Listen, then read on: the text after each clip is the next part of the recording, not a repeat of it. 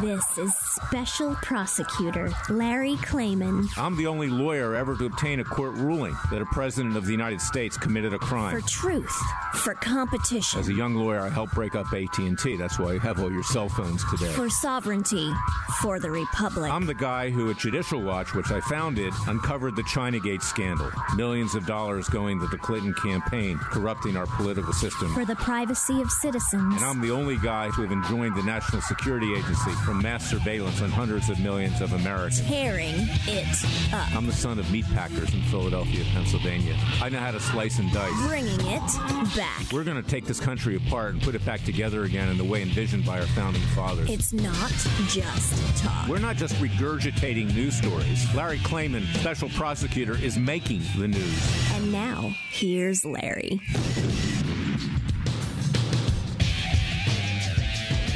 Welcome to this week's edition of Special Prosecutor with Larry Klayman. We have a great show today, a very important show.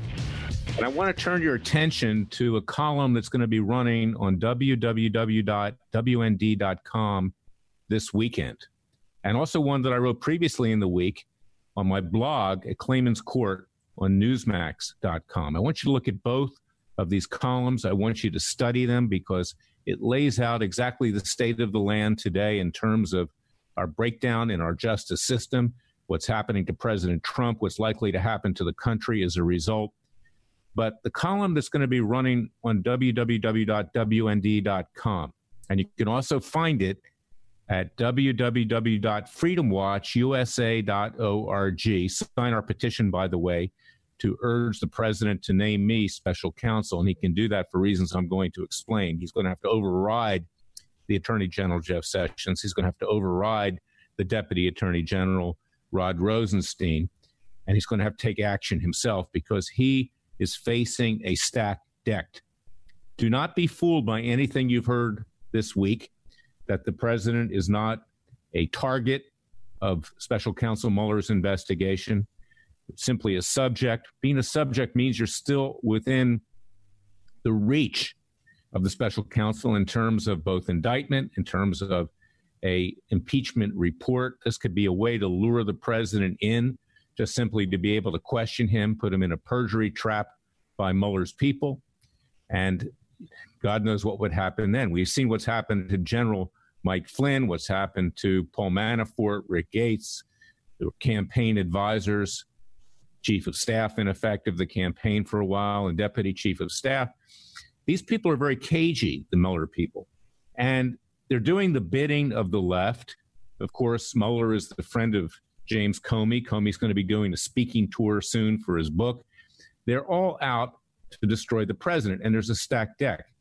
So in this column, I'm making reference to a movie. You know, I like Woody Allen. I don't like some of his more strange ways, but he's very clever. He's very bright. And over the years, while a comedian, he has actually moved away from that to some very serious movies and had a movie a number of years ago called Match Point, which was a sad thriller which ended in tragedy. It was about tennis.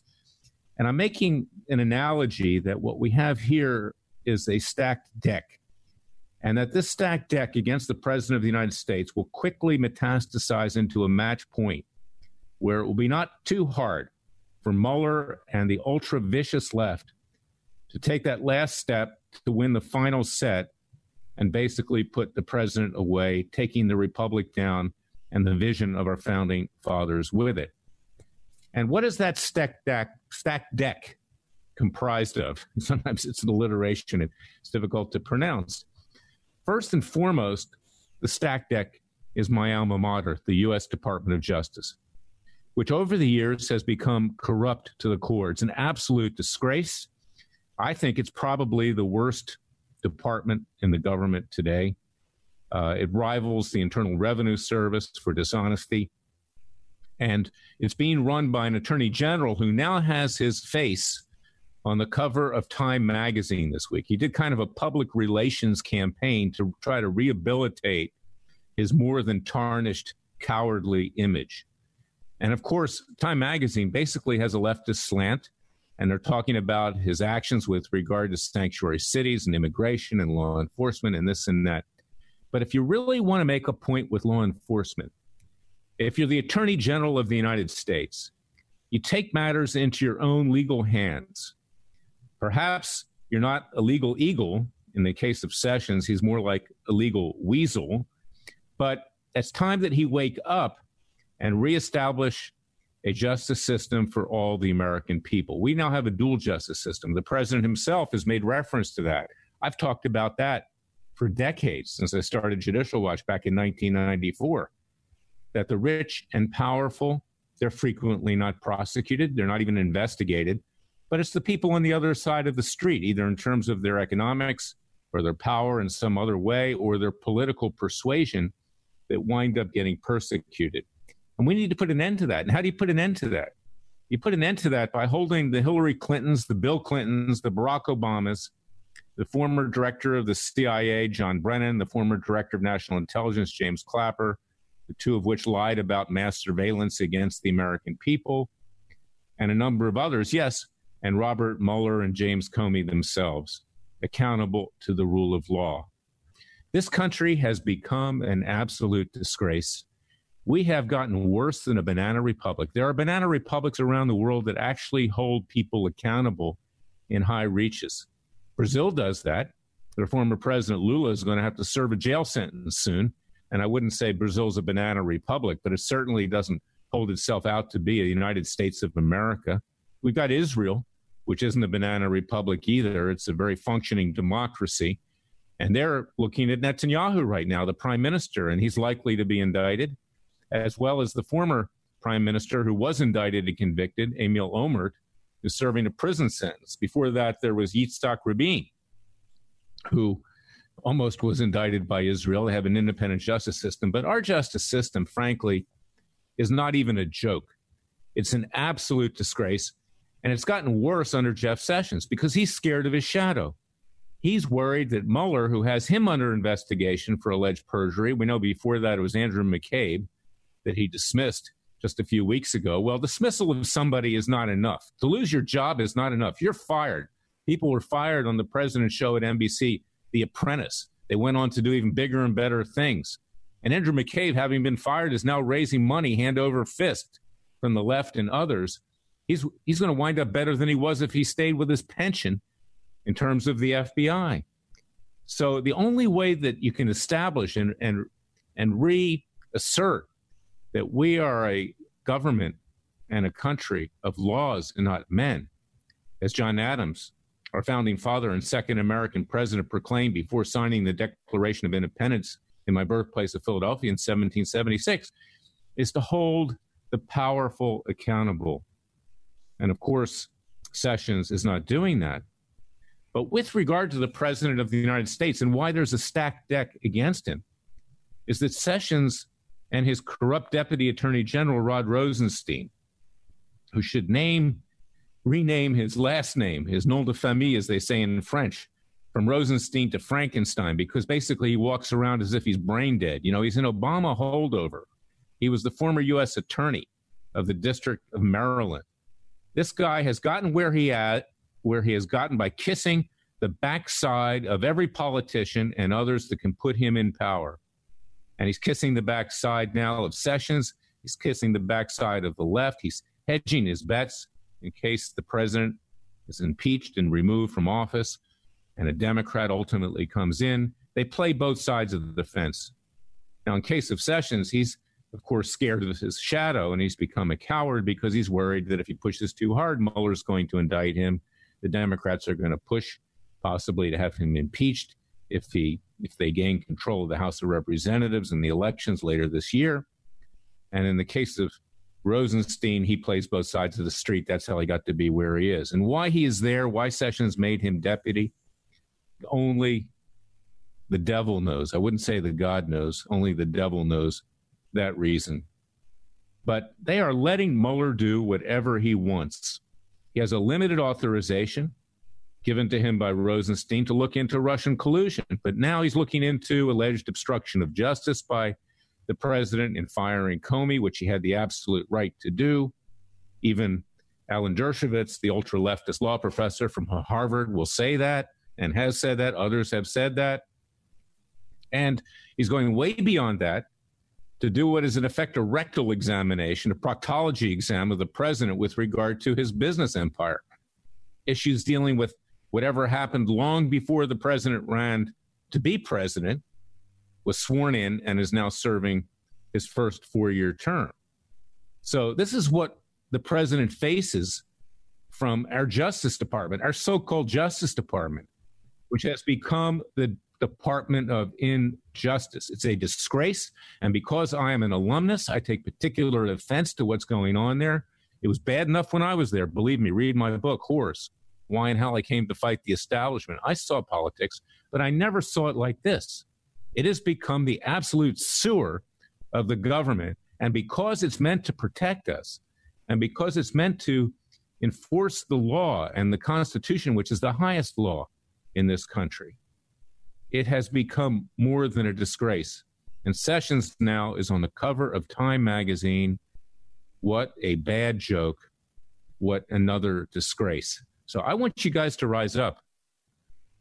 You need to go to our website, freedomwatchusa.org. Sign the petition to have me named special counsel. This is something that needs to be done immediately. I need to be put in control, and I need to be able to do the job that Jeff Sessions is not doing. We're going to be back very shortly with our second segment, and I'm going to talk more about this stacked deck because it gets even worse from here. But in the meantime, please do your homework. Go to freedomwatchusa.org. Sign that petition. Donate to our cause. We need to ramp up. You have no Justice Department. It does not exist. You have a Department of Injustice, and Jeff Sessions is a national disgrace. And this needs to be dealt with in a legal way, in a peaceful way, but it's becoming a cancer at stage 4.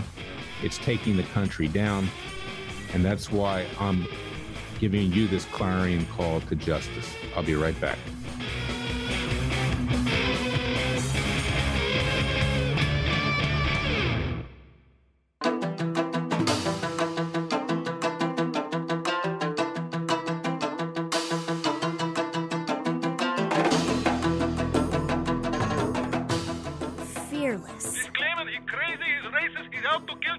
Dangerous. You don't hear? Use the court and the law. Lethal. This is bad. Special prosecutor. Very bad.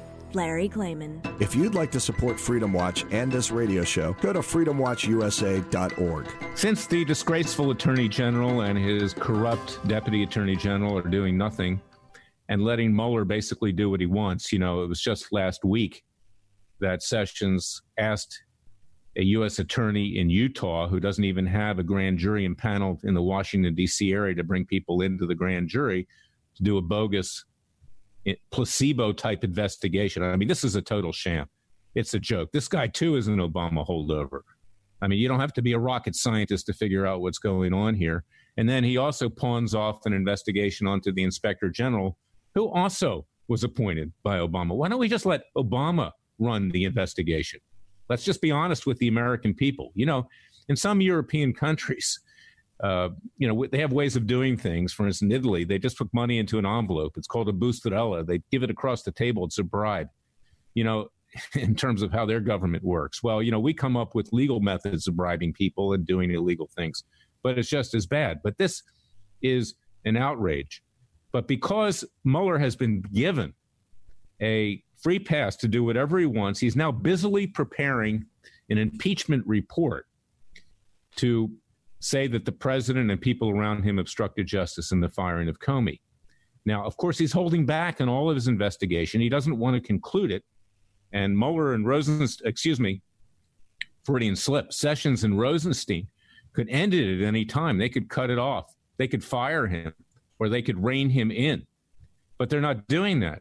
So this is going to continue right up to the elections in the fall of this year. And as a result of this and all of the bad publicity and press and everything else, it's more than likely the Democrats take control of the House of Representatives. Now, when that happens, all they need is a majority vote to impeach the president of the United States. And the way things have been going with Mitch McConnell, the majority leader over in the U.S. Senate, the Republicans could also lose control of the Senate. They only have a two-vote majority right now. So it's likely we'll have a complete Democrat Congress by that time. And if they don't succeed in impeaching the president, and they may not succeed in that, they'll grind everything to a halt. They'll destroy his credibility, not just domestically, but on the world stage. We have these threats from North Korea, from Iran, from the Middle East. Apart from Iran, Hamas and Hezbollah in Syria and in the Gaza Strip that are threatening Israel, our ally, and also ourselves. And this country is going to be going down for the count. So this is why I say that the primary villain here is our own U.S. Department of Justice, because they are furthering this stacked deck. Now let's get to the second part of the stacked deck, which are the federal judges, primarily in our U.S. Department of Justice. Our federal judges in the District Court of the United States in Washington, D.C., is that they're looking the other way. You have judges like Amy Berman Jackson, who is sitting on the Manafort prosecution, who won't entertain a motion to cut it back because Manafort and Gates were indicted for things that occurred well before they ever started to assist the president with his presidential campaign. Mueller does not have authority to investigate and indict, but she just throws it out. She's the most politicized of all the judges. We've talked about her before on the U.S. District Court for the District of Columbia. She's a graduate of Harvard. That tells you something. She's also an appointee of Barack Obama. She's a complete political hack. But you've got other judges up there as well. You've got Judge Rudy Contreras, who wouldn't order an investigation of what's been going on by the IG of Cliven Bundy, and who apparently was a judge who may have been on the FISA court at the time that wound up with regard to wiretapping the Trump Tower. We don't know exactly who was involved at that time, but he had to recuse himself from the prosecution of General Michael Flynn. And you've got judges like Emmett Sullivan, who has a Freedom of Information Act request before him right now that should be ordering the immediate production of the communications of Mueller's office with the press, because we will be able to show once that's produced that criminal grand jury leaks occurred. That would be the coup de grace for Robert Mueller. Even Sessions and Rosenstein would be forced to fire him at that point. But he's letting that thing be dragged out, and I'm pushing him not to have it dragged out. And I'm going to go up to the appellate court and the Supreme Court if necessary to push this along ASAP. I'll tell you something. This court, with a few exceptions like Judge Royce Lamberth and perhaps some of the new Trump appointees who are untested yet, is the most corrupt court in this country. It's even more corrupt than the Northern District of California, which is far left. This court is politically corrupt, and I'm the only lawyer that will call it like it is. So you got a combination of a corrupted Justice Department, a corrupted U.S. District Court for the District of Columbia, and that's why that's the second tier of this stacked deck against the President of the United States. I'll be right back.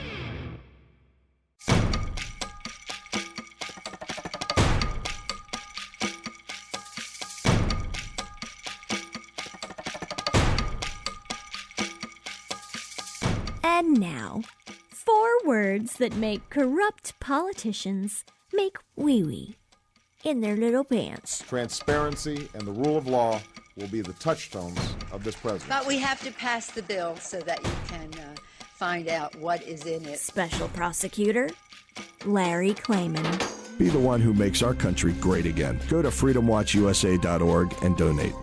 Now let's get to the third tier of this stacked deck. Okay, we're not talking about an ace of spades, believe me. We're talking about a situation that is so fatal to this president and this country that I'm talking in even more clear language than I usually do, because I usually call it like it is. There's no other lawyer in this country that will take on the Justice Department, that will take on the judiciary, particularly the federal judiciary. They're worried about retaliation. Lawyers want to make money.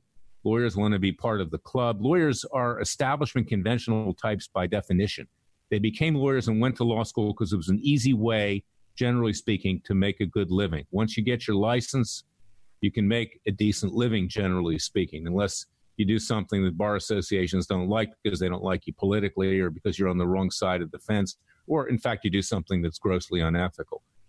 But most lawyers play it safe. I don't play it safe. I'll tell you what, this country has no chance if we play it safe.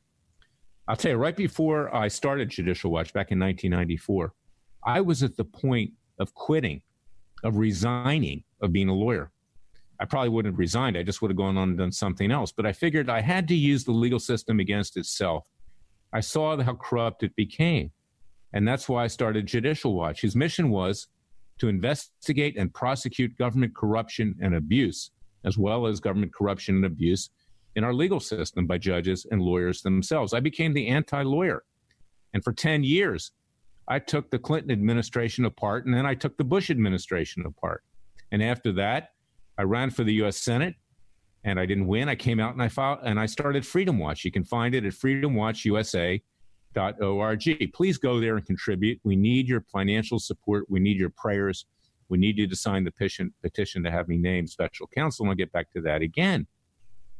But it was nothing then the way it is today, is that the Justice Department has become an evil force, a force working against the American people, run by a corrupt attorney general and a corrupt deputy attorney general who look out for themselves but not for the American people. And then, of course, we've got these corrupt judges over at the U.S. District Court for the District of Columbia and other venues around the country. It's beyond imagination, men and women, patriots. It's worse than it was in the days leading up to the American Revolution in 1776, when King George III, having taken back our criminal justice system to the court of King James, had yes-men judges sitting on that court that rubber-stamped everything he wanted to terrorize the colonies and to commit tyranny like the world had never seen. And that's why the Founding Fathers rose up. They risked their fortunes, their lives, and they pledged their sacred honor to form a new nation. And that nation is now going down the drain quickly. All of the stuff that you see on Fox News, I like Fox News, but you know what? It's conservatism light. They hedge everything.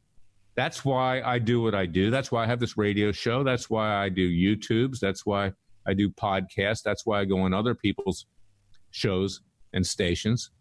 Because Fox News is certainly a whole lot better than CNN and MSNBC, but it's not enough because they play it safe. It's now being run by two owners, two sons of Murdoch, who are basically liberals. So, yeah, there are some things on there that are really good, and thank God for Fox News. But you know what? You got to listen to this show. You got to hear the truth. It doesn't go far enough. They would never, ever allow anyone to say that Obama at heart was a Muslim, which everybody knows he was. That's why he hated Israel. It's why he hates Jews. He hates Christians. It's why, and frankly, he hates whites, and I'll say it straight up. People that were thrown off of Fox News for saying that he was bigoted towards whites. It was Glenn Beck that was thrown off of Fox News because he simply said the truth.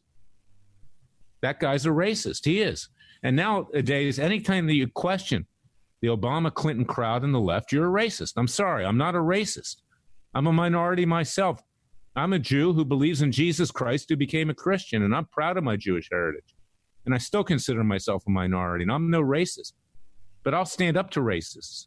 And where are most of the racists today? They're on the left. But let's get back to this situation, is that the stacked deck, the Justice Department, the judiciary, particularly the federal judiciary, are creating a situation this country is being taken down. But what contributes to that are the president's own lawyers. Now, I got to tell you, one of them recently either quit or was resigned. His name was Dowd, John Dowd. He was a Watergate lawyer. He became establishment. He got over the hill.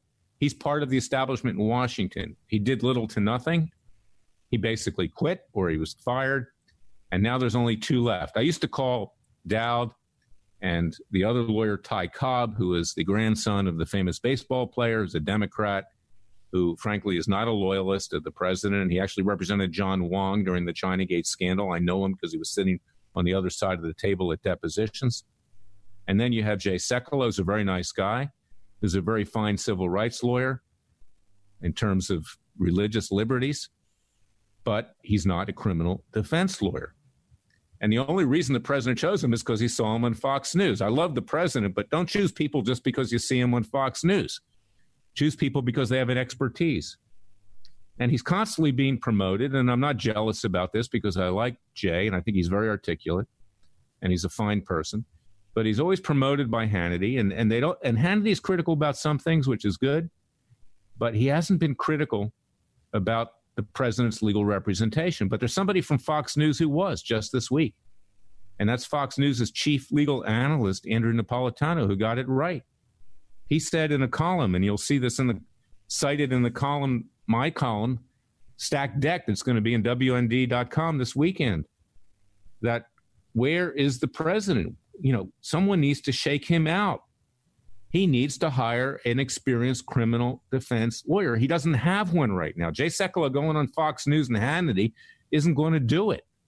Hannity isn't going to do it because, they're boosting ratings over there. They want to say, oh, it's great that Sessions did this and Sessions did that.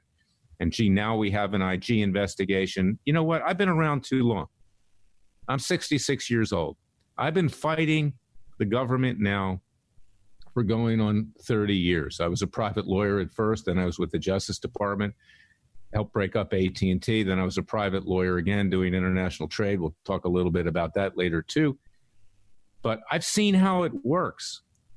And these commentators on Fox News, by and large, I mean, Napolitano had it right.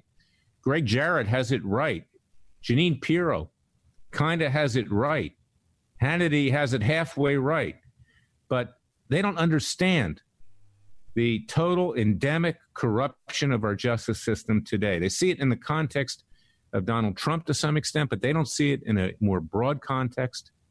And it's not just the illegal surveillance, for instance, by the Obama-Clinton deep state that is a threat to President Trump and the people around him, but it's a threat to all of us. They continue to surveil in a massive way the entire American population. Anytime that you look sideways at them or criticize them or take illegal action, they've got the stuff on you.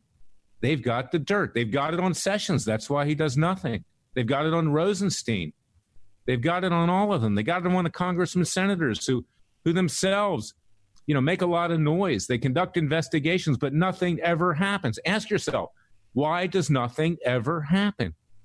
Because this Obama-Clinton deep state, and they're still embedded in there, and there's Republicans too. I don't dismiss the fact that the deep state comprised of the likes of loyalists of the Bushes, of the Cheneys, and the Karl Roves, who's an incredibly corrupt individual, that these people are also in control.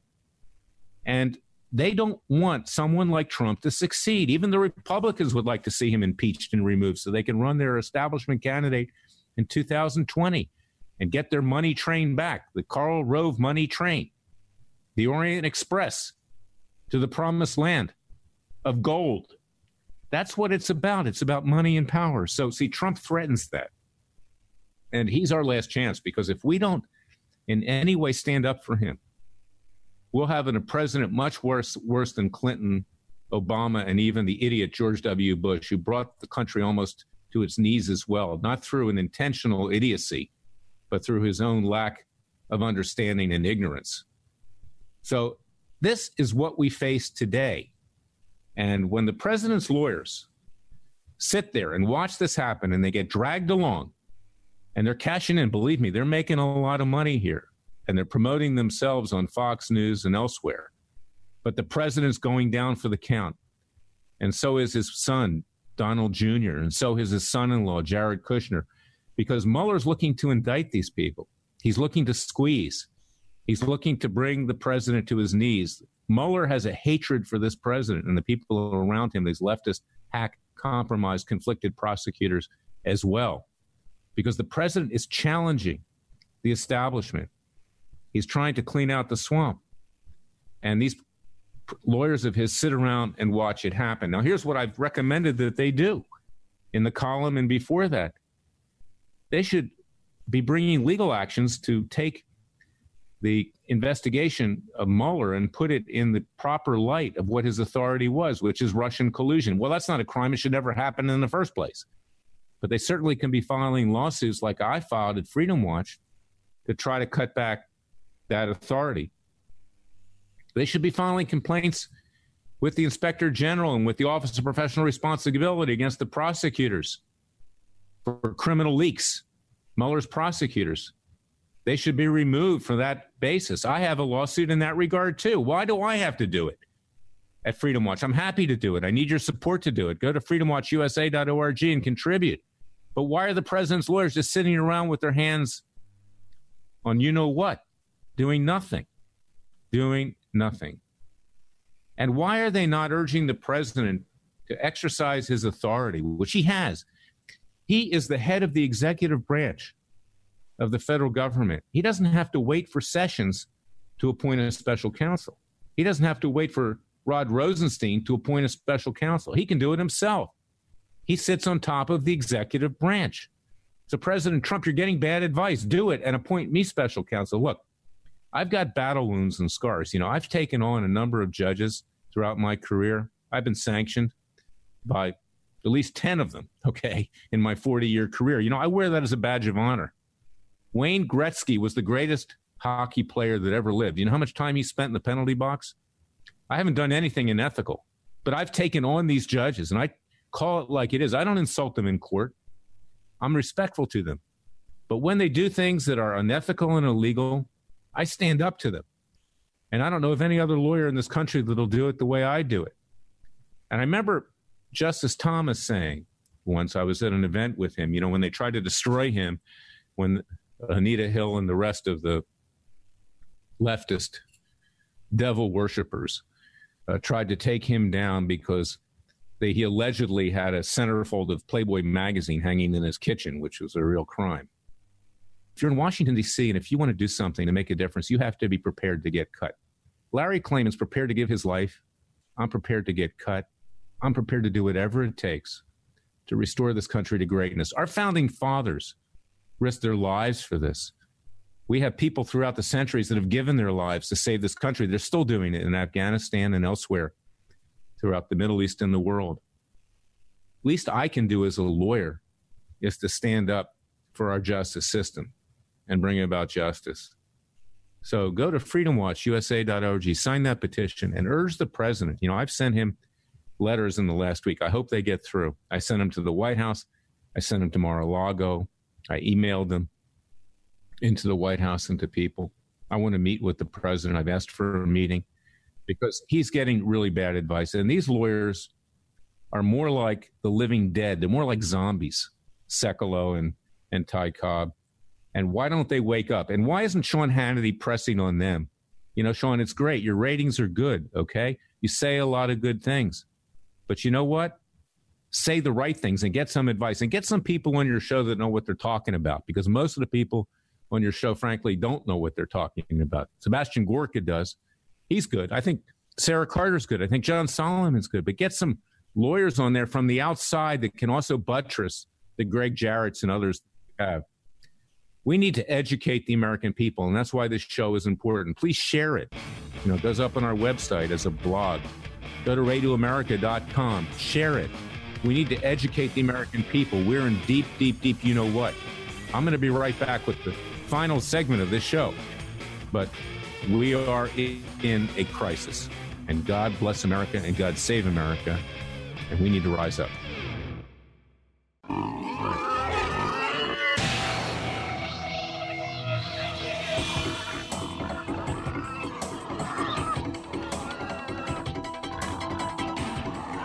Before he was a trial lawyer, he sliced him and diced him. People used to ask me, Larry, what caused you to start Judicial Watch and now Freedom Watch, given the powerful forces in this country that put you at risk? In a meat packing plant. I'm the son of meat packers in Philadelphia, Pennsylvania. I know how to slice and dice. A very special prosecutor, Larry Klayman. If you'd like to support Freedom Watch and this radio show, go to freedomwatchusa.org. Here's the reason that we need a President Trump. And we need to support him. And I'll do whatever I can to support him with the balance of ethics and the law. I never tell anybody who to vote for, but I'll tell you who I voted for personally. It was Donald Trump. And I was for him from the very beginning. Because I saw that he thought like I did, that he wasn't scared to say what he thought, that he wasn't scared to say what needed to be said, that he wasn't afraid to use leverage, that he wasn't afraid sometimes to even bluff to get what he wants. Because in this world, people have to know you're serious. When you make a threat, you better carry through with it or you'll lose your credibility. Now, this week, with regard to China, you know, and I don't hate the Chinese people. I've represented people from China when I was an international trade lawyer. I represented people from Taiwan. They're very bright people. And they're a real credit, Chinese Americans, to this country by and large. Asian Americans are the hardest working people in this country. You know, they really are. But China needs to be taught a lesson. And even though I'm a free trader, I think that what the president's doing with regard to threatening tariffs, and they haven't gone into effect. They won't go into effect for 60 days. Is that he's bluffing his way through this. He's telling China, get down and dirty. Let's get to the bargaining table and make trade not just free trade, but fair trade. So as a free trader, and that's what I am, and I had a law firm, Clayman and Associates, that did a lot of free trade. That's how I saw the inequities in our justice system. That's part of the reason I started Judicial Watch in 1994. Thank God the government will do, President Trump will do this. Thank God he's putting troops on the border to show the Congress, either you want to build a wall or I'm going to militarize that border. Thank God he's doing that. Thank God he's threatening to cut off funding to sanctuary cities. Thank God he's telling Iran and North Korea, you want to continue this? We'll blow the crap out of you. You know what? In my view, we should have blown the crap out of them a lot sooner than we are right now. We wouldn't have the problem. And Prime Minister Netanyahu, frankly, I hope he steps down because he's been too weak. He bowed down to Obama. He bowed down to not taking care of Hamas and Hezbollah.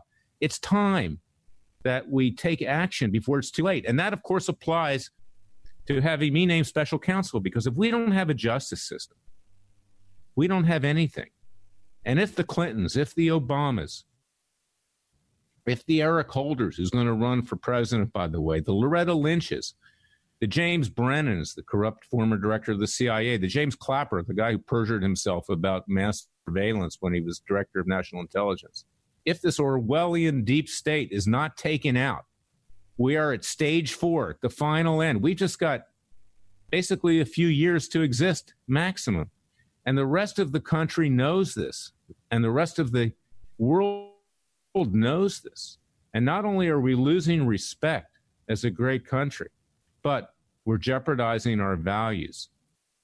And it's an internal rot like ancient Rome. And the barbarians are at our gates. And the barbarians, you can see them nightly on CNN, MSNBC, NBC in general, and other networks. They're the media barbarians. But you've got other barbarians out there that really want to kill us. You got the North Koreans, you've got the Iranians, you've got these evil forces within our country like Antifa, like Black Lives Matter, like the current Me Too movement. And I'll tell you something, I'm pro-woman. Believe me, I'm pro-woman. Gloria Allred is a friend of mine. But you know what? This has gone too far. Take down any man that looks sideways at a woman that might have some attraction to her, and that's enough to destroy him. It's unbelievable. We're going to become a country where men aren't men anymore. In fact, it's increasingly happening that they're dating themselves, and that's not healthy either. Believe me. Downfall of Greece and Rome was rampant homosexuality. I'm not a homophobe, but it's not a healthy thing. And that's why we need to have a special counsel, and we need to bring about justice, and we need to return this country to the vision of our founding fathers. So sign that petition. The first person I take out for these criminal leaks will be Robert Mueller, and we can get back to doing the business of this country and restoring it to the greatness that our founding fathers envisioned and to the greatness that President Trump envisioned when he ran for office and won, making America great again. Because without America, the nation and the world have nothing left. God is behind us, but I do believe that God helps those that help themselves. We are enlightened, and the devil's out there too, believe me. We need to defeat the devil. The devil's now embodied in the left. So go to our website, freedomwatchusa.org, sign that petition, circulate this show. We need to educate the American people. God bless you, God bless America, and God save America. See you next week.